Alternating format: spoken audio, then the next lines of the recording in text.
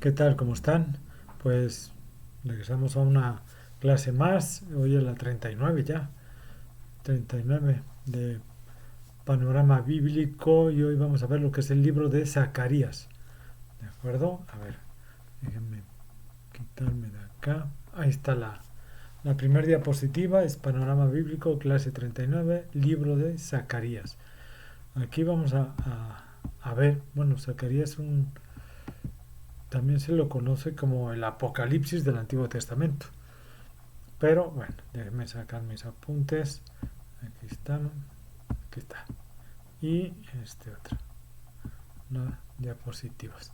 Pues ahí vemos que el, el nombre del profeta Zacarías en hebreo es Secargirá, Secargirá, o Jehová se ha acordado, o Yahweh se ha acordado. Es, el libro de Zacarías fue escrito aproximadamente entre el 520 y el 500 y el 470. Se cree que se escribió en dos segmentos, ¿sí? Y hay mucha controversia, ¿no? Porque dicen que hay mucha diferencia entre la primera sección y la segunda sección. Ahorita vamos a ver todo eso. Zacarías es hijo de Berequías, hijo de Ido o Ido. Eh, es un profeta mencionado en Ageo y por Esdras en el capítulo 5 versículo 1, ¿sí? Y en el 6:14. Vemos ahí que se conoce más como hijo de Ido. Ido era el abuelo. Recuerden en los judíos se puede llamar tanto, o sea, a los nietos también se les llama hijos, ¿sí? Zacarías se le llama hijo de Ido porque este, supuestamente Berequías murió a temprana edad, entonces el abuelo se hizo cargo de Zacarías, ¿no? Y es el penúltimo de los 12 profetas menores, ¿sí? Y o sea, es el 11, ¿entienden? Probablemente es la misma persona mencionada como jefe de la familia sacerdotal de Idó en Nehemías 12, versículo 16, donde se tendría la confirmación de que era una familia sacerdotal, o sea que provenía de una línea sacerdotal, en la cual explicaría su gran interés por el templo y por el culto, ¿no? Okay. Zacarías enfatizó que Dios había usado a sus profetas para enseñar, advertir y corregir a su pueblo. Desafortunadamente, pues ellos no hicieron caso y se negaron a escuchar. Su pecado les acarreó pues el castigo de Dios, y vemos ahí en el libro también muchas evidencias de que aún la profecía puede ser corrompida. La historia muestra que en este periodo las profecías cayó en descrédito entre los judíos, conduciendo al periodo entre el Antiguo Testamento y el Nuevo Testamento, cuando ninguna voz profética perdurable habló al pueblo de Dios. Eso fueron 400 años de silencio, así se le conoce, como los 400 años de silencio entre el Antiguo Testamento y el Nuevo Testamento. ¿Sí? El libro de Zacarías se divide en dos secciones particularmente, ¿no? El capítulo 1 al 8 y del 9 al 14. En general se piensa que tan solo la primera parte es obra propiamente de Zacarías, mientras que la segunda, añadida posteriormente, es obra de un autor o autores, no se sabe bien, anónimos. En la primera parte, Zacarías es llamado el hijo de Berequías, perdón, hijo de Idó. Sí, esto como les decía, no lo podemos entender porque pertenecían a una familia sacerdotal.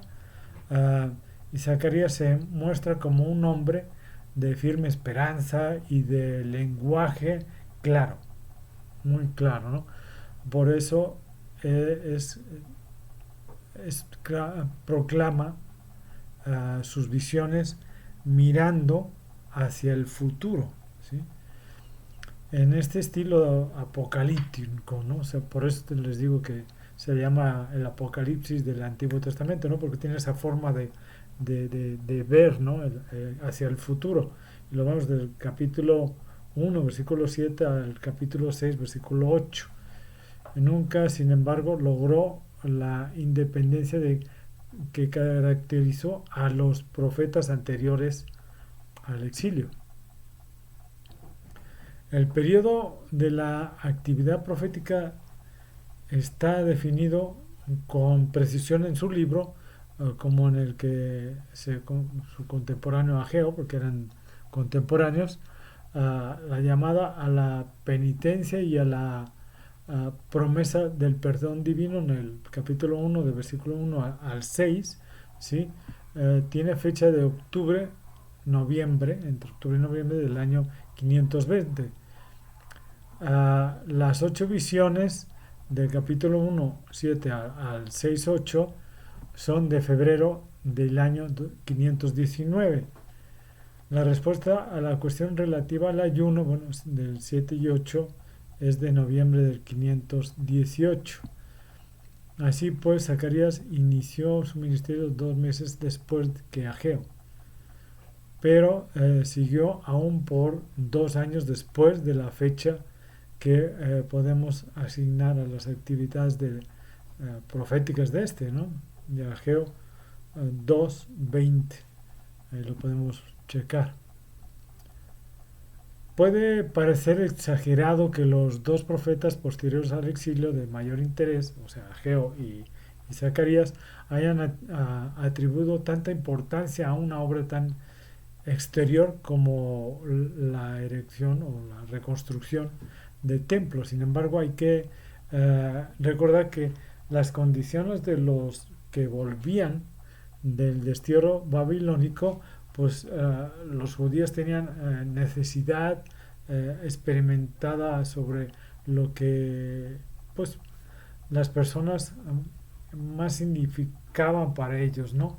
De encontrar o sea, encontrar nuevamente su identidad, ¿no? Una nueva, no nueva, sino reencontrarse con su identidad. Y el templo formaba parte de esa identidad.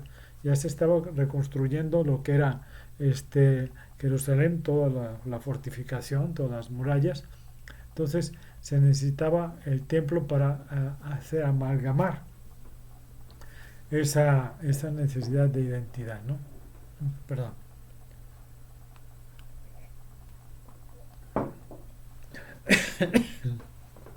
Ay, perdón.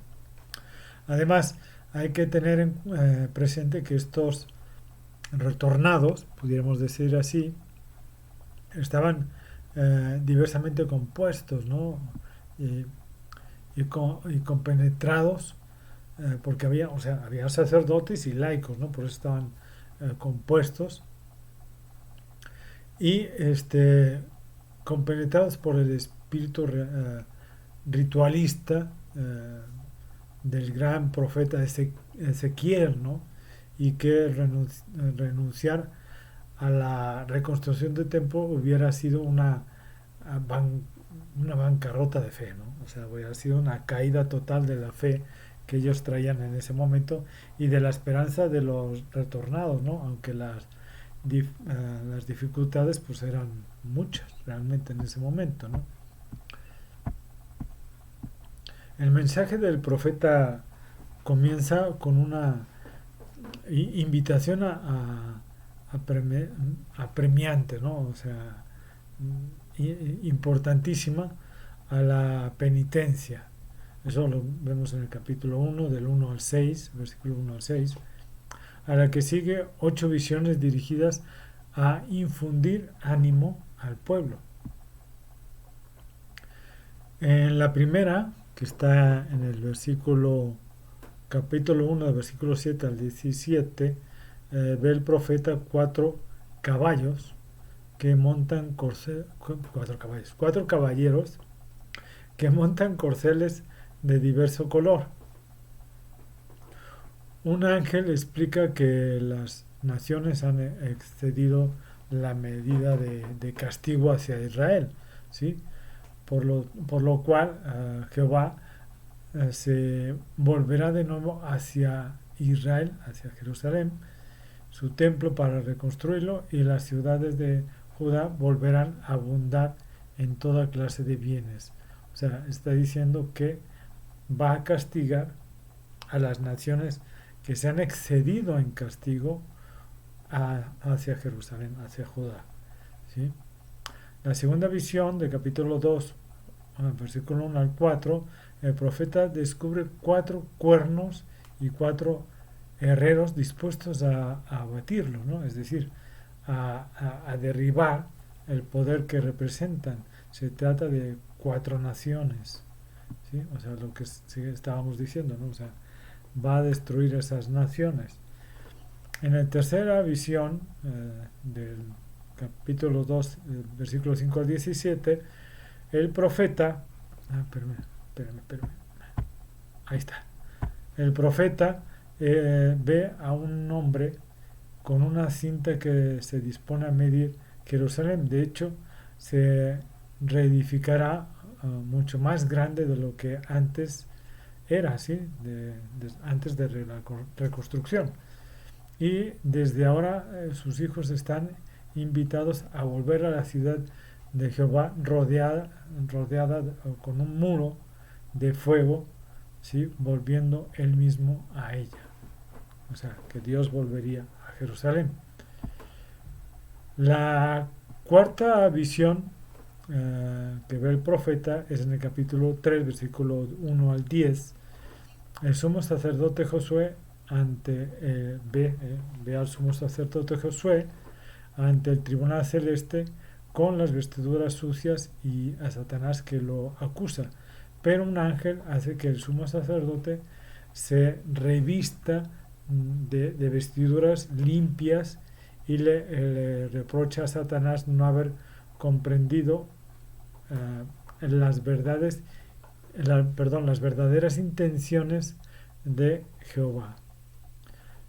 El profeta quiere significar la restauración del sacerdocio en sus funciones institucionales interrumpidas con la destrucción del templo y el destierro, ¿no?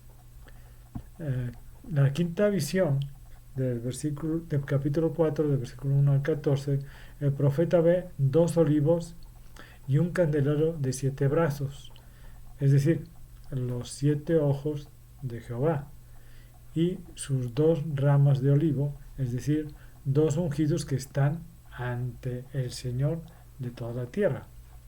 Es decir, los 2 mesías que en este caso son Zorobabel y Josué. Uno es el político y el otro el que maneja el sacerdocio, ¿no?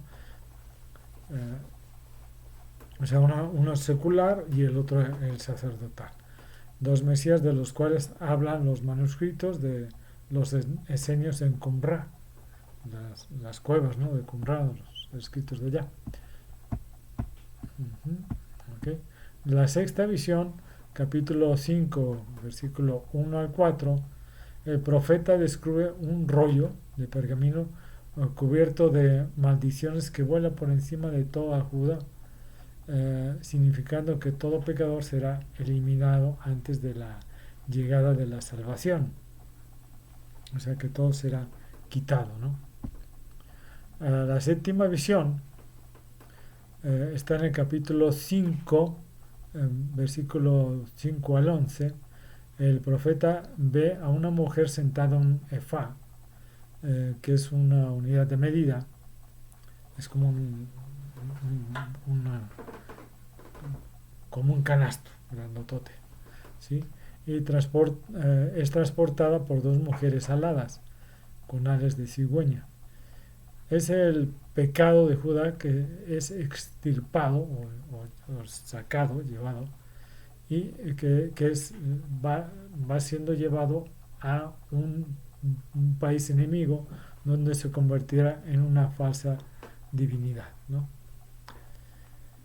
Y la octava visión, en el capítulo 6, versículo 1 al 8, el profeta tiene delante 4 carros arrastrados por caballos que anuncian por todas partes la señal de cumplimiento del programa mesiánico. La visión termina con una palabra de Jehová al profeta. Con el oro y la plata llevados por los judíos venidos de Babilonia, debe Zacarías mandar hacer una corona para coronar rey Mesías a Zorobabel, un nombre de Yermes, su nombre Yermes, ¿sí? El profeta invita ante toda el profeta invita ante toda a seguir a la justicia, al juicio del justo, al amor, a la misericordia antes de que el ayuno, capítulo 7 del 4 al 14. Ahí vamos viendo todos los ayunos, qué ayunos se van a hacer, cómo se van a hacer, por qué fechas, todo vemos viendo ahí todos los ayunos que se tenían que hacer, ¿no? Siguen 7 promesas que tienen por tema pues la grandeza de la Nueva Jerusalén, el retorno de todos los desterrados y la reedificación del templo. Cada promesa es presentada con la palabra así habla el Señor.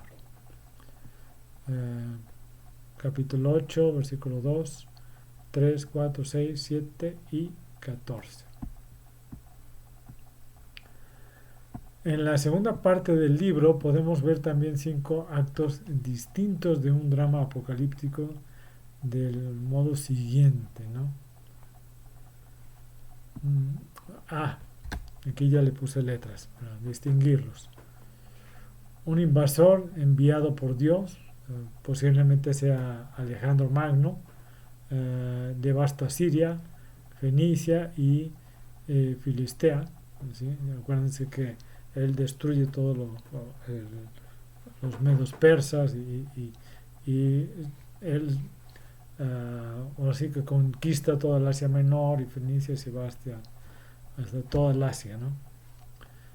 Pero un resto se convierte y en él viene el príncipe mesiánico de la paz, capítulo 9 del 1 al 10. B. Los judíos de la diáspora, o sea, de la dispersión del pueblo, ¿no? O sea, los que fueron dispersados, unen sus fuerzas con Judá, ¿sí? Y Efraín y derrotan a los griegos, capítulo 9, versículo 11 al 17. El C. Guerra victoriosa de independencia en la cual los judíos debilitan al poder de los Ptolomeos y los Seleucos. Recuerden que Ptolomeo y Seleucos son de los que o sea, en lo que se dividieron todo el poder de Alejandro Magno. Se acuerda que es con sus 4 mariscales o sus 4 jefes que él tenía, dividen toda Asia en 4 partes, ¿no? Entonces esos, los Ptolomeos y los Seleucos, eran de los que más habían atacado a Jerusalén y todo Judea, ¿no? Entonces ellos son los que a los que debilitan y a los que se libran de ellos, ¿no? Esto lo vemos en capítulo 10, versículo 3, el 11, capítulo 11, versículo 3. El D, Perdón. No, aquí está. De liberación de Jerusalén atacada por judíos y gentiles. La ciudad llora a un justo asesinado, ¿no? Capítulo 11, versículo 4 y hasta el capítulo 13, versículo 6. Y saqueo de Jerusalén, liberación milagrosa de la mitad de la población. El suelo será extraordinariamente fecundo, la mayor parte de los gentiles serán eliminados, los que de ellos sobrevivan serán obligados a celebrar las fiestas de las cabañas en Jerusalén. El libro de Zacarías enseña que la salvación puede ser obtenida por todos, ¿no? O sea, por todos, tanto gentiles como judíos. El último capítulo describe a gente de todo el mundo viniendo a adorar a Dios, quien desea que toda la gente le siga. Esto no es la doctrina de la universalización, ¿no? Por ejemplo, que toda la gente se salva porque la naturaleza de Dios es salvar. No es eso. Más bien, el libro enseña que Dios desea que todos la gente lo adore y lo acepte y Él los acepta, ¿sí? Por lo que están haciendo, o sea, por, por adorarle y aceptarlo como Dios, independientemente de sus versiones nacionalistas o políticas, ¿no? Finalmente, Zacarías predica que Dios es soberano sobre todo el mundo, a pesar de cualquier apariencia. Su visión del futuro indica que Dios ve lo que sucederá, ¿no? O sea, Él sabe perfectamente todo lo que va a pasar, ¿sí? Y las descripciones de la intervención de Dios en el mundo enseñan que, en última instancia, Él traerá los acontecimientos humanos al fin que Él decida. Ni modo, Él es el que decide, ¿no? Él ya ha puesto su mira y Él sabe dónde va a terminar las cosas. Él no elimina la libertad individual para seguir a Dios o rechazarlo, rebelarse en contra de Él, pero mantiene a las personas responsables por las decisiones que ellos tomen, ¿sí? En el último capítulo, aún las fuerzas de la naturaleza vemos que responden ante el control de Dios. Lógico, ¿no? Aquí está. Dios espera hoy que nosotros, o más bien de nosotros, una adoración sincera y una vida moral recta. El ejemplo de Zacarías de llegar a romper con los prejuicios nacionalistas, porque él muestra que también los gentiles pueden llegar a adorarlo, ¿no? A ser salvos.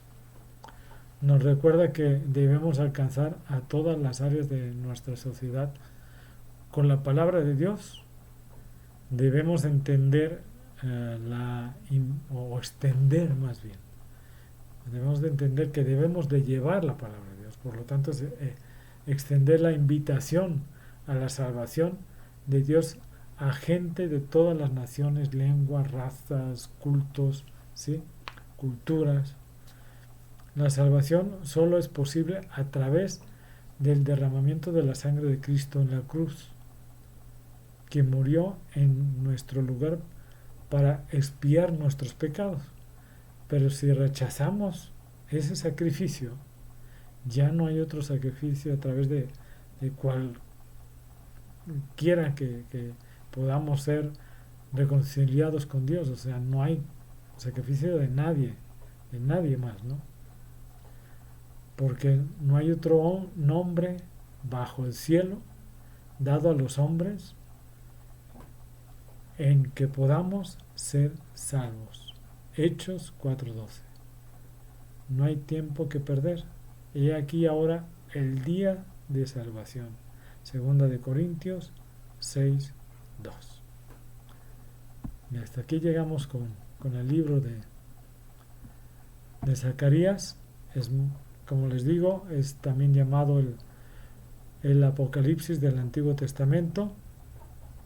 Y aquí podemos ver perfectamente cómo se menciona tanto al Mesías como lo que es el milenio. ¿Sí? Ahí leámoslo, profundicemos en él y vamos a ver cómo efectivamente ahí nos da la idea, ¿no? Nos muestra. Entonces por eso ahí menciona, ¿no? que todas las naciones se irán a adorar a Dios. ¿Por qué? Porque en el milenio todas las naciones se postrarán ante nuestro Señor Jesucristo. Y si tú quieres estar ahí con Él, más vale que sirviéndole, ¿sí? Sirviendo al lado de Él, más vale que ahorita hagas esa decisión y entregar tu corazón a nuestro Señor Jesucristo para que puedas regresar con Él glorificado a su lado para servir a Él por toda la eternidad, estando gozosos y a su lado por siempre. Que Dios los bendiga, hermanos, y nos estamos viendo la próxima semana. Hasta luego.